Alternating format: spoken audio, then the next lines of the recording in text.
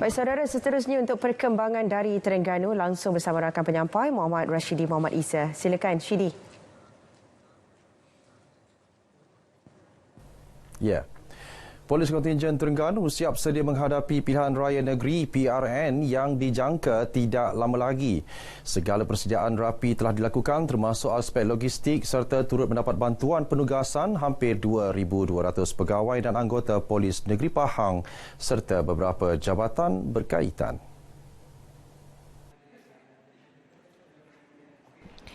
Ketua Polis Terengganu Datuk Mazli Mazlan berkata aset dan anggota kini telah bersiap sedia bagi memantau dan menjaga keselamatan terutama ketika penamaan calon, kempen dan proses mengundi. Beliau juga yakin PRN di negeri ini akan dapat dikendalikan dengan baik. Secara dasarnya kita melihat pilihan raya kali ini agak tenang, tetapi persiapan perlu dibuat lebih rapi untuk persiapan awal sekiranya berlaku perkara-perkara yang tidak diingini. Sektor agro pelancongan akan terus diperkasa dalam menaikkan lagi Terengganu sebagai lokasi pelancongan berasaskan buah-buahan khususnya durian. Ke arah itu, Jabatan Pertanian Negeri telah mengenal pasti lokasi yang berpotensi besar untuk dimajukan.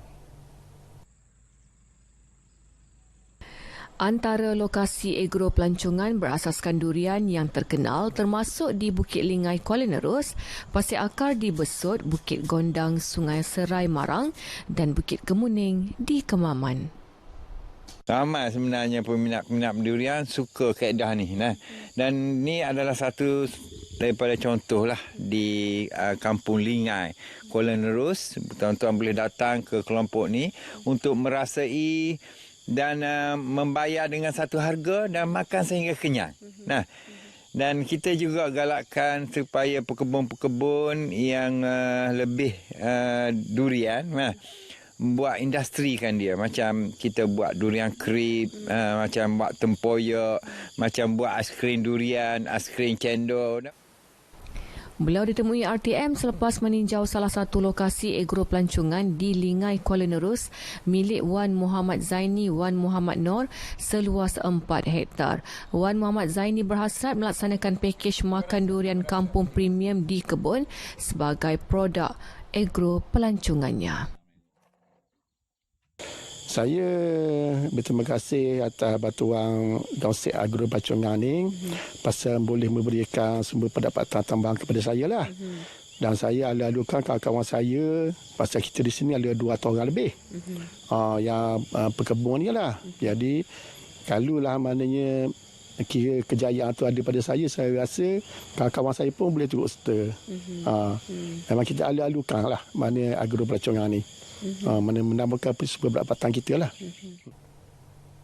Seramai 40 peserta terdiri daripada pelajar, kaki tangan dan sukarelawan Universiti Malaysia Terengganu UMT dan Aquaria KLCC terlibat dalam program ekspedisi pemuliharaan batu karang selama 3 hari 2 malam di Pulau Bidong. Program usaha-sama tersebut merupakan fasa kedua diadakan selepas kali pertama dilaksana pada tahun 2018. Dalam fasa satu, kita ada program dengan UMT di mana UMT ada satu tank yang research yang dibuat ke atas tank ini, dan di Aquaria KLCC kita ada control tank. Dalam control tank ini kita menumbuhkan karang ni dari proses fragmentation. So coral yang kita guna tu adalah yang coral yang boleh menumbuh lebih cepat, staghorn coral dan sebagainya. Sementara itu, pensyarah dan penyelidik UMT Dr. Chan Chun Hong memaklumkan perubahan suhu air akibat cuaca panas berpanjangan ketika ini boleh memberi impak negatif terhadap batu karang. Kalau keadaan ini dia berlangsung dengan jangka masa yang panjang, dan batu karang akan mati. So kalau dia panas kejap, contohnya mungkin dalam 1 minggu ke 2 minggu, lepas tu kalau suhu tu dia balik kepada keadaan yang normal, batu karang tu dia boleh recover, dia boleh pulih lah, warna dia boleh dapat warna balik. Growth rate dia actually sangat slow. 1 tahun kalau yang cepat sekalipun dalam 10 cm saja dalam 1 tahun. Okey, itu adalah jenis yang bercabang. Lokasi pemeliharaan di Pulau Bidong kali ini adalah di kawasan terumbu paling terjejas akibat dilanda ribut tropika Pabuk Januari 2019 yang lalu. Sekian paparan berita dari Terengganu. Kembali semula ke studio. Baik, terima kasih Syedi langsung dari Terengganu. Baik, saudara, sedikit perkembangan sukan aksi Liga Super. Kelantan United FC KUFC mahu meneruskan momentum kemenangan apabila melayan kunjungan Selangor FC di Stadium Sultan Muhammad keempat malam ini. Menurut penolong jurulatih KUFC Nazrul Irwan Makmur, walaupun di atas kertas skuad bimbingannya turun sebagai pasukan bukan pilihan, namun beliau mempunyai ramuan tersendiri bagi memberi saingan sengit kepada pasukan pelawat.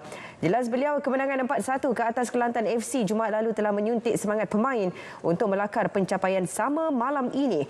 Ketika ini KUFC berada di tangga ke-12 carta Liga dengan mengumpul 6 mata hasil 1 kemenangan, 3 seri dan 9 kekalahan.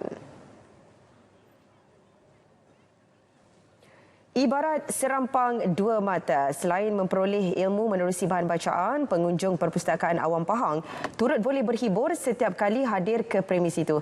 Kita ikuti laporan wartawan Atira Haswah. Jika dahulu hadir ke perpustakaan pasti tanda senyap sering ditemui di mana-mana lokasi.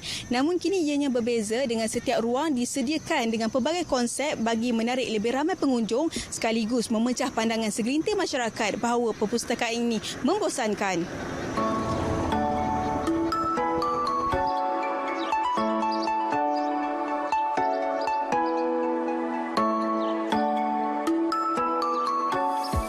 Sebaik masuk perpustakaan ini, suasana berbeza pasti dirasai pengunjung. Segenap ruang dimanfaatkan Perbadanan Perpustakaan Awam Pahang PPAP selari konsep pendidikan pelancongan dan pendidikan hiburan. Justru tidak mustahil apabila perpustakaan yang dibuka pada tahun 2017 ini turut jadi destinasi pelancongan.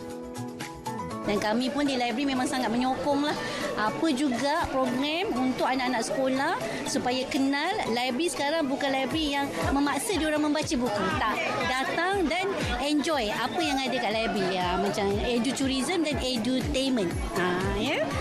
Hiburan dalam bentuk pendidikan. Yang tu yang kita nak tekankan dekat perpustakaan sekarang. Bagi yang suka bereksperimen, terdapat ruang petrosains wajib dikunjungi.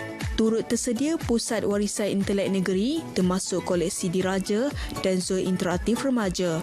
Selain itu, terdapat juga ruang santai bersama keluarga dan kawasan diskusi.